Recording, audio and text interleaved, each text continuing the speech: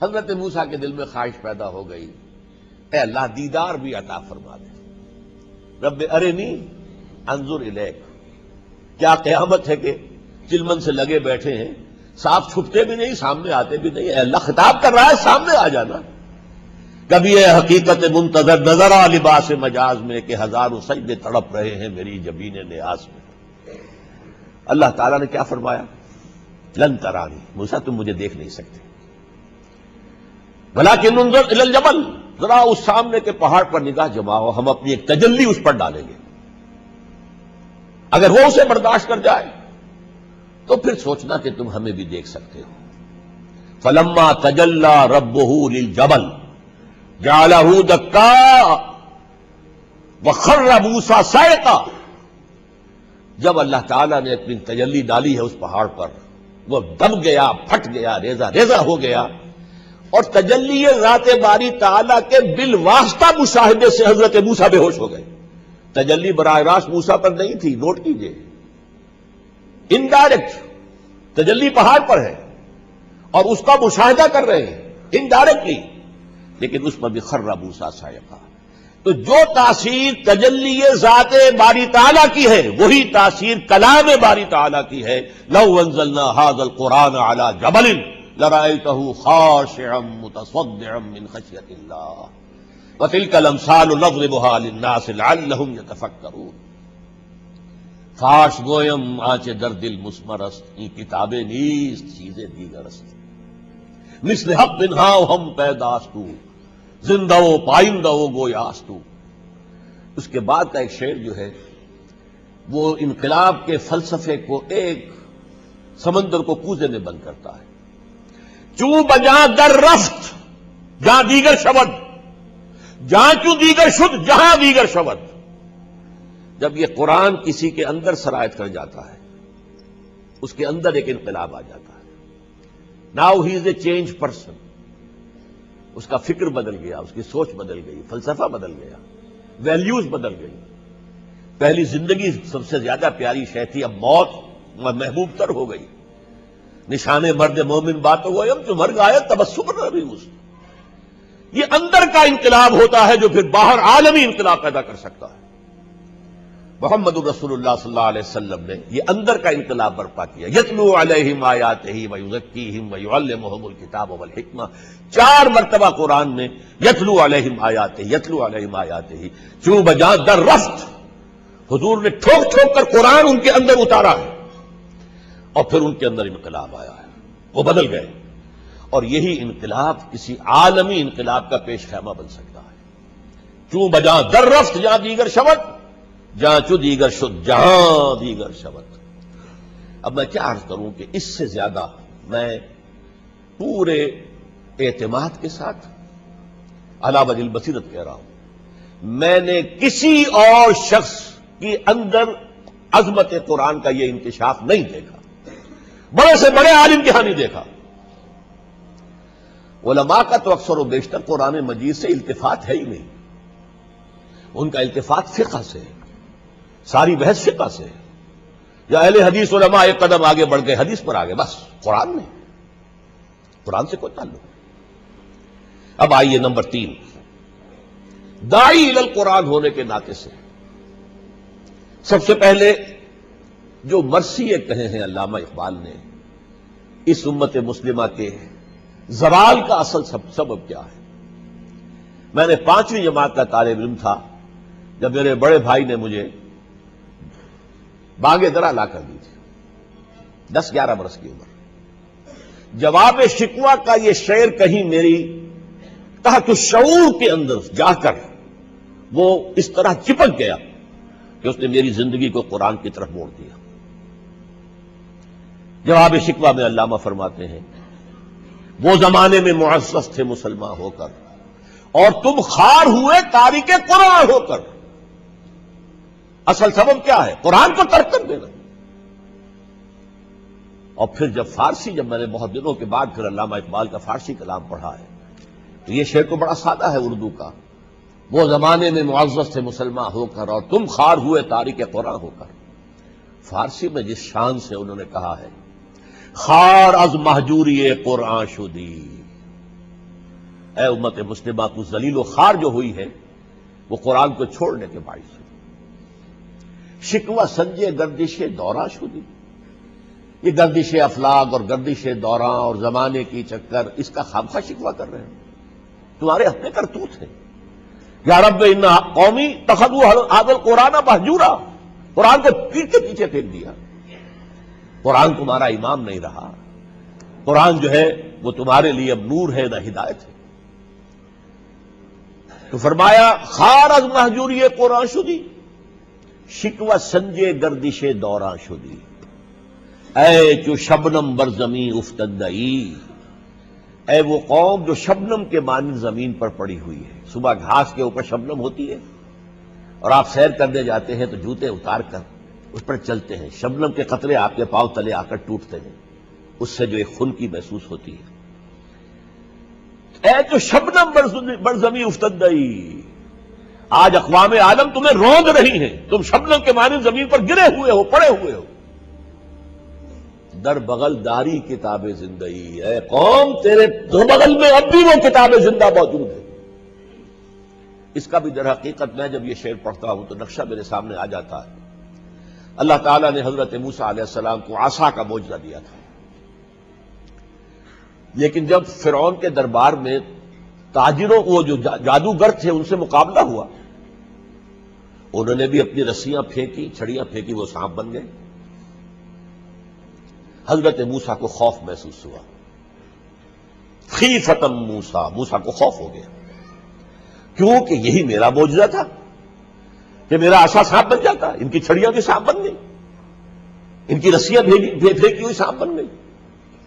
فَأَوْجَسَ فِي نَفْسِهِ خِيفَةً مُوسَىٰ قُلْنَا لَا تَخَفْ، ہم نے کہا ڈرو نہیں موسیٰ، وَأَلْقِ مَا فِي يَمِينِكَ، ذرا جو تمہارے ہاتھ میں ہے وہ پھینک کے دیکھو تو صحیح۔ جب اس کو پھینکا تو وہ جو سانپ اژدہا بنا وہ سارے ان سانپوں کو ہڑپ کر گیا، اور اسی وجہ سے آپ کو معلوم ہے وہ جادوگر فوراً نہیں مان لیا، اس لیے کہ انہیں معلوم تھا یہ جادو نہیں ہے، یہ جادو نیز چیزیں دیگرست، یہ جادو نہیں ہے، یہ کوئی اور ہے۔ اس لیے کہ ظاہر بات ہے کہ ہر شخص اپنے فن کی انتہا کو جانتا ہے۔ ایک فزسسٹ جانتا ہے کہ فزکس آج کہاں تک پہنچ گئی ہے، اس سے آگے نہیں جا سکتی۔ میڈیسن اور جو بھی ماہر ڈاکٹر جانتا ہے میڈیسن کیا کچھ کر سکتی ہے، اس سے آگے نہیں جا سکتی۔ جادوگر بھی سمجھ گیا یہ جادو نہیں ہے، اٹس سم تھنگ ایلس۔ فَأُلْقِيَ السَّحَرَةُ سَاجِدِينَ، وہ بے اختیار سجدے میں گر گئے۔ آمنا برب موسیٰ وہارون، ہم ایمان لے آئے موسیٰ۔ اسی طرح اقبال کہہ رہا تمہارے بغل میں تو عصائے موسوی، اس سے بڑھ کر تمہارے بغل میں یہ کتاب موجود ہے، اے تو شبنم بر زمین افتندئی، در بغل داری کتاب زندگی، تیری بغل میں وہ کتاب زندہ موجود ہے۔ یہ عصائے موسوی سے 1000 گنا بڑا معجزہ ہے۔ کیوں؟ عصائے موسیٰ معجزہ تھا جب موسیٰ کے ہاتھ میں تھا، ورنہ اس کے بعد لکڑی ہے ایک اور کچھ نہیں۔ کہتے ہیں وہ جو صندوق سکینہ ہے، جو آج یہودی کہہ رہے ہیں کہ ہمارے ہاں ہمیں یقین ہے کہ مسجد اقصیٰ کے نیچے سرنگوں کے اندر اور کوئی ہے تہ خانے، ان میں وہ صندوق سکینہ موجود ہے جس کا قرآن میں ذکر ہے، اس میں حضرت موسیٰ حضرت ہارون کے چھوڑے ہوئے تبرکات موجود ہیں، اس میں عصائے موسیٰ بھی موجود ہے۔ لیکن وہ برآمد بھی ہو جائے تو ایک لکڑی ہوگا اور کیا ہوگا۔ یہ قرآن وہ معجزہ ہے جو میرے ہاتھ میں بھی ہے تو معجزہ ہے، آپ کے ہاتھ میں بھی ہے تو معجزہ ہے۔ یہ دوسری بات کہ ہمیں اس کی قدر نہیں، اسے پڑھیں اور سمجھیں اور سیکھیں، اس پر اگر میرا دل اور میری روح رقص میں آئے۔ اقبال نے کیا پیارا شعر کہا ہے، ایک رقص ہوتا ہے رقص تن در گردش آرا خاک را، یہ جو جسمانی رقص ہے کوئی عورت کر رہی ہے یا مرد کر رہا ہے، یہ صرف خاک کے اندر تحریک پیدا کرتے ہیں، ہمارا جو خاکی وجود ہے، حیوانی وجود۔ رقص جان برہم زند افلاک را، جان کا روح کا رقص جب ہوتا ہے تو افلاک کے اندر جو ہے وہ توڑ پھوڑ پیدا ہو جاتی ہے، انقلاب آ جاتے ہیں۔ تو اس طریقے سے سمجھیے کہ موسیٰ کا عصا تو معجزہ تھا موسیٰ کے ہاتھ میں، اور یہ چونکہ حضور کی نبوت دائمی تھی تا قیام قیامت، لہذا آپ کا معجزہ یہ دائم ہے تا قیام قیامت۔ پھر دیکھیے اقبال نے جو مرثیے کہے، بآیاتش ترا کار جزی نیست، کہ از یاسین او آساں بمیری. اے مسلمانوں، اے امت مسلمہ، تمہیں تو قرآن سے بس اتنا سروکار رہ گیا ہے کہ عالم نظر میں کوئی شخص ہو تو یاسین سنا دو تاکہ جان جلدی سے نکل جائے، آسانی سے نکل جائے. بآیا تشترا کار جزی نیس کہ از یاسین او آساں بمیری، جو نسخہ حیات بن کر آیا تھا، جو زندگی کے لیے رہنمائی دینے آیا تھا، وہ اسے آسانی سے جان نکالنے کا نسخہ بنا لیا گیا. اور کس قدر کہتے ہیں صاحب قرآن و بے ذوق طلب، قرآن کا حامل ہو اور اس میں طلب نہ ہو، وہ میدان میں نہ آئے، باطل کو نہ للکارے. العجب ثم العجب ثم العجب، کتنی تعجب کی بات ہے. اسی قرآن نے صحابہ کرام کے جسموں میں بجلی بھر دی تھی. بجلی کیا بنا دیا تھا، کہاں سے کہاں بدلا تھا. دیوانہ وار ہر شے، تن من دھن جو قربان کر رہے تھے، وہ موٹیویشن کہاں سے ملی تھی؟ کیوں بجاں در رفت، جب قرآن ان کے باطن میں اتر گیا تھا. صاحب قرآن و بے ذوق طلب، العجب ثم العجب ثم العجب. ایک جگہ فرماتے ہیں، بڑا تلخ انداز ہے، پیشما یک عالم فرسود است، امت اندر خاک او آسود است. میں دیکھتا ہوں کہ میرے سامنے ایک فرسودہ بڑا پرانا دقیانوسی سا عالم ہے، اور امت مسلمہ کا حال کیا ہے کہ اس کی خاک کے اندر ہی بہت خوش ہے، پڑی ہوئی ہے، خاک کے اندر رل رہی ہے. اقوام عالم ان پر چہل قدمی کر رہے ہیں، ان کے حصے بکھرے کر رہے ہیں. نوٹ کیجیے یہ شاعری کب کی ہے؟ پہلی جنگ عظیم کے بعد، جب پورا عالم اسلام دجیاں بکھیر کر اور اقوام مغرب نے آپس میں تقسیم کر لیا تھا. دی گریٹ آٹومان امپائر، جن کے پاس 400 سال تک آپ کو معلوم ہے کہ خلافت بھی وہی رہی ہے. جب وہ سلطنت عثمانیہ ختم ہوئی ہے، ٹکڑے ٹکڑے ہوئی ہے، عراق انگریزوں کو مل گیا، مصر انگریزوں کو مل گیا، شام فرانسیسیوں کو دے دو، الجزائر فرانسیسیوں کو دے دو، لیبیا اطالویوں کو دے دو، موراکو یہ ہسپانویوں کو دے دو. یہ جو حصے بکھرے ہوئے اس وقت علامہ اقبال کہہ رہے ہیں نا، پیش ماں یک عالم فرسود است، ملت اندر خاک او آسود است. مست ہے، خاک کے اندر اڑ رہے ہیں، مست ہے، انہیں احساس نہیں، احساس ضیاء نہیں رہے. وائے ناکامی متائے کارواں جاتا رہا، کارواں کے دل سے احساس ضیاء جاتا رہا. پیش ماں یک عالم فرسود است، ملت اندر خاک او آسود است. رفت سوز سینے تاتار و کرد، یا مسلمان مرد یا قرآن مرد. کس قدر تلخ ہے. وہ کردوں کے اندر جو سوچ تھا، صلاح الدین ایوبی نے جس کی بنا پر واگزار کر آیا تھا اور واپس لیا تھا یروشلم کروسیڈرز سے، کیا آپ کردوں کے اندر وہ خون میں وہ جوش نہیں رہا؟ کیا ہوا؟ رفت سوزے سینے تاتار و کرد. پھر تاتاری وہی بھی سے تھے نا، سلطنت عثمانیہ، دی گریٹ آٹومان امپائر، 3 بر اعظموں کے اوپر پھیلی ہوئی تھی. پورا شمالی افریقہ، پورا مغربی ایشیا اور مشرقی یورپ کا بہت بڑا حصہ، جس کی یہ باقیات و صالحات کہہ لیجئے. یہ کوسوو جو ہے کیا تھا، بوسنیا کیا تھا، یہ پورا ایسٹرن یورپ جو ہے ترکوں کے قبضے میں تھا. اسی دور کے آثار باقیات ہیں. تو صورتحال کیا ہے؟ رفت سوزے سینے تاتارو کرد، یا مسلمان مرد یا قرآن مرد. مسلمان مر گیا ہے یا قرآن مر گیا ہے؟ ظاہر بات ہے مسلمان مر گیا ہے. اس لیے کہ آپ مردہ گھوڑے کو اگر چابک لگائیں، it's no use whipping the dead horse, کہاوت ہے، ہو مر گئی. اب قرآن کا بھی اثر نہیں ہو رہا اس پر. ہاں، قرات کی محفلیں ہوں گی، اپنے فن کا مظاہرہ ہوگا. قرآن کے لیے بھی یہ کام رہ گئے. 40 من کا سونے کے تار سے لکھا ہوا قرآن آپ بنا دیں گے، کیا حاصل ہے اس کا؟ وہ جو صرف ہڈیوں کے اوپر لکھا ہوا قرآن تھا، وہ جو کپڑوں کی دھجیوں پر لکھا ہوا قرآن تھا، کسی صحابی کے پاس پورا قرآن موجود نہیں تھا. حضور کے اپنی حیات کے دوران قرآن مرتب نہیں ہوا تھا. مرتب تھا، سینوں کے اندر مرتب تھا. لیکن کتابی شکل میں نہیں تھا، وہ تو حضرت ابو بکر صدیق کے زمانے میں کیا گیا۔ 500 حافظ حفاظ ایک جنگ میں شہید ہو گئے، جنگ یمامہ میں۔ پھر تشویش ہوئی کہ یہ تو اگر حافظ اس طریقے سے فوت ہوتے رہے، شہید ہوتے رہے، تو قرآن محفوظ نہیں رہے گا، تب پھر اس کو کتابی شکل میں لائے۔ آپ کے پاس آرٹ پیپر پر چھپا ہوا قرآن، 1000 2,000 روپے کا نسخہ آپ لاتے ہیں اپنی بچی کو جہیز میں دینے کے لیے، اور اس بچی کی تربیت وہ نہیں ہوتی، وہ کبھی کھول کے بھی نہیں دیکھے گی اس کو، اسے آپ نے پڑھایا ہی نہیں، اسے تو آپ نے کانوینٹ میں تعلیم دلوائی ہے۔ یہ ایک آرٹیکل آف ڈیکوریشن ہے جو رکھا رہے گا، اللہ اللہ خیر کرے۔ سونے کے تار سے قرآن لکھ دیا، 40 من وزن کا رکھا ہوا ہے، جا کے دیکھ لیجیے پنجاب اسمبلی کے باہر جو بڑا چوک ہے وہاں، اس کے اندر تہخانہ بنایا گیا، رکھا گیا۔ کیا حاصل ہے؟ یا مسلمان مرد یا قرآن میں مرد۔ اب اس کے بعد عملی طور پر دیکھیے، صوفی جن سے توقع ہونی چاہیے کہ وہ دین کی بہت بڑی خدمت کرنے والے ہوں گے، ان کا حال کیا ہے؟ صوفی پشمینہ پوش حال مست، الشراب نغمہ قوال مست،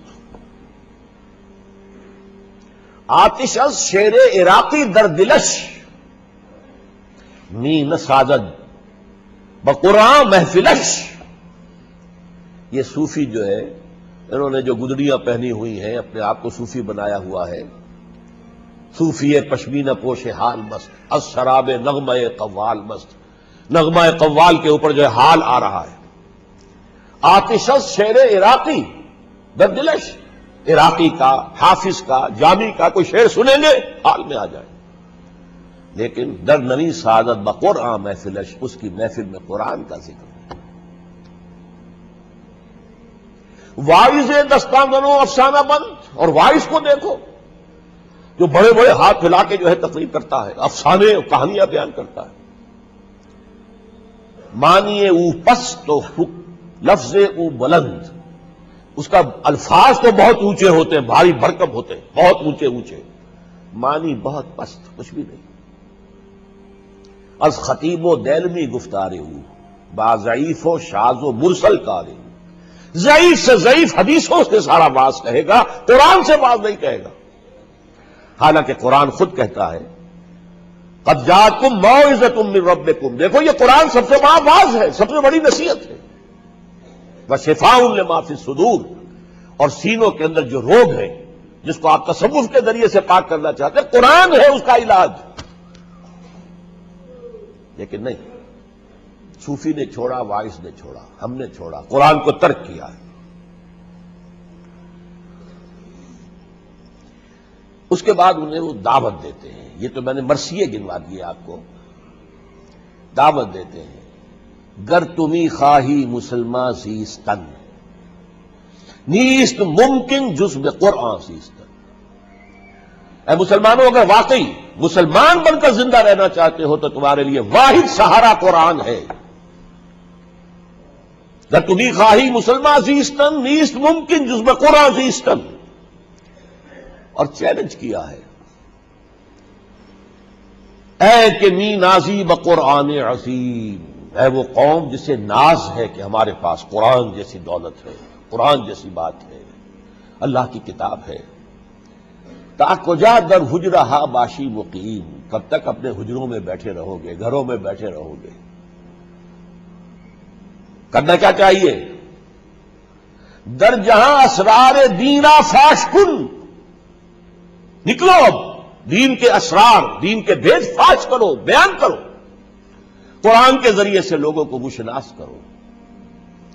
اے کہ می نازی بقرآن عظیم، تا کجا در حجرہا باشی مقیم، اس کے لیے ایک دعوت عمل کہ عالم کے اندر قرآن مجید کو آشکار کرو۔ فرماتے ہیں برخور از قرآن اگر خواہی ثبات، اے مسلمانوں اگر تم ثبات چاہتے ہو، استحکام چاہتے ہو، قوت چاہتے ہو، تو قرآن سے غذا حاصل کرو۔ برخور از قرآن اگر خواہی ثبات، در ضمیرش دیدم آب حیات. اس قرآن کے اندر میں نے دیکھا ہے، میرا مشاہدہ جو میں نے کہا تھا کشف، انکشاف، یہ ان کا معاہدہ ہے، ان کا تجربہ ہے. میں نے اس کے اندر آب حیات دیکھا ہے، زندگی بخشنے والا، زندگی عطا کرنے والا. اب دیکھیے، نہ صرف قرآن مجید کی بلکہ بعض احادیث کی وہ ترجمانی کی ہے کہ واقعہ یہ ہے. میں بعد میں آپ کو ایک قول بھی سناؤں گا ایک مفسر قرآن کا اس دور کے.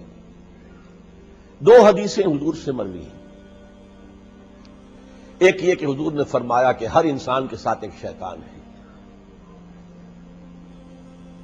بڑی جرت کی کسی صحابی نے پوچھ لیا کیا حضور آپ کے ساتھ بھی ہے؟ بڑی جرت کی بات تھی.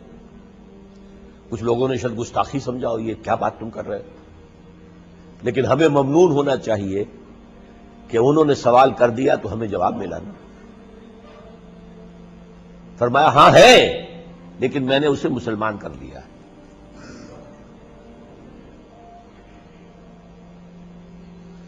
یہ ہے جس کو کہ بیان کر رہے ہیں علامہ اقبال. اور اسلام کیسے ہوگا؟ وہ قرآن کے ذریعے ہوگا. کیونکہ ایک دوسری حدیث میں کیا آتا ہے کہ ان الشیطان یجری من الانسان مجری الدم. شیطان انسان کے جسم میں خون کے مانند سراج کر جاتا ہے.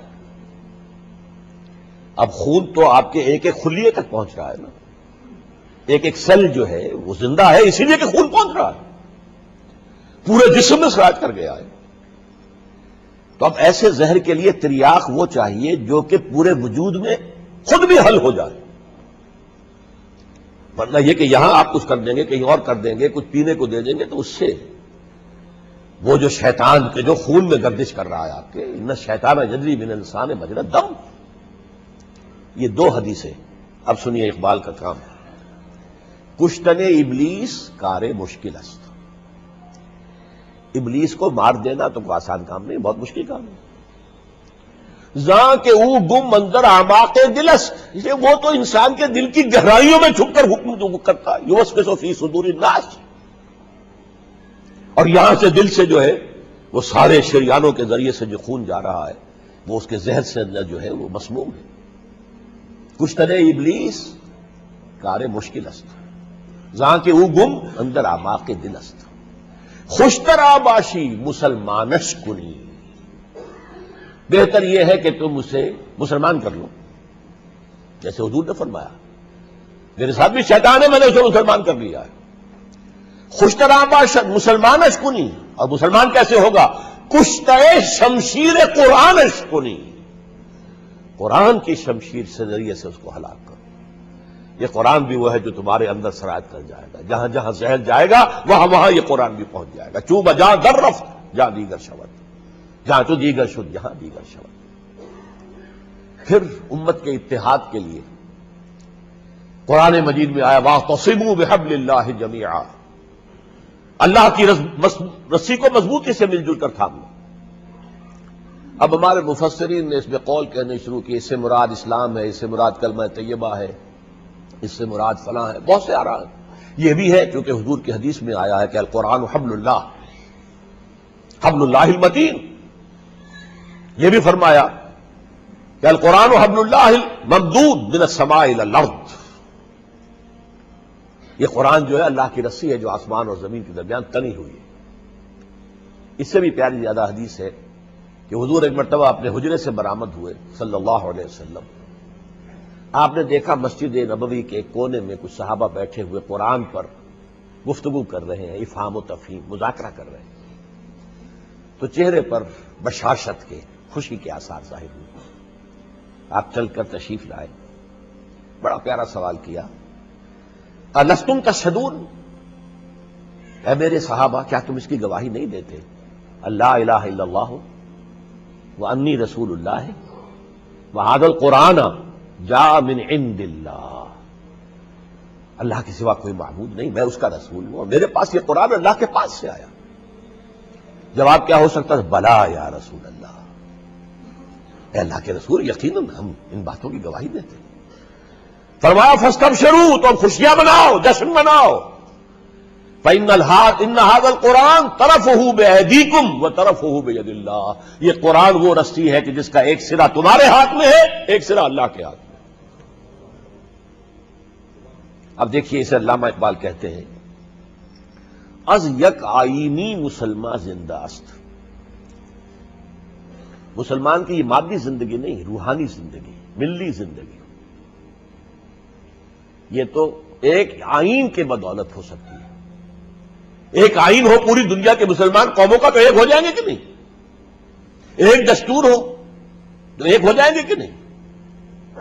از یک آئینی مسلمان زندہ است۔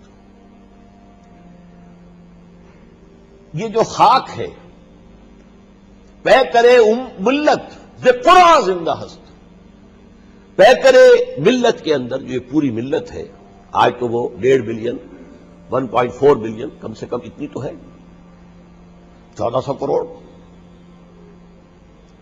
150 کروڑ یا 140 کروڑ، یہ امت بکھری ہوئی ہے، لیکن یہ خاک کے مانند ہے، اس میں جو دھڑکتا ہوا دل ہے جس سے زندگی ہے وہ قرآن ہے۔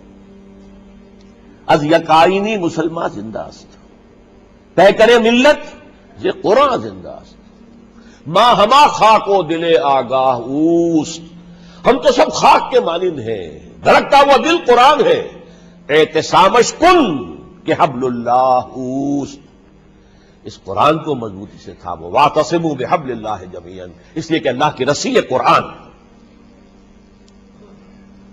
اب میں یہاں آپ کو مولانا اصلاحی صاحب کا ایک قول سنا رہا ہوں، صاحب تدبر قرآن۔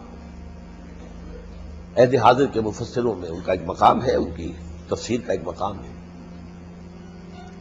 ایک مرتبہ وہ منتقل ہو چکے تھے، اپنے گاؤں دیہات کے اندر چلے گئے تھے، وہیں ان کے لکھنے پڑھنے کا سارا سامان تھا، لیکن آنکھ کے آپریشن کے لیے لاہور واپس آئے، لیکن اس میں جو ٹیسٹ وغیرہ ہوئے تو ان کا کہ کچھ آپ کو تاخیر سے آپریشن ہوگا، شاید کوئی شوگر وغیرہ ہو، اس کا اصلاح پہلے ہوگا، تو لاہور میں مقیم رہے۔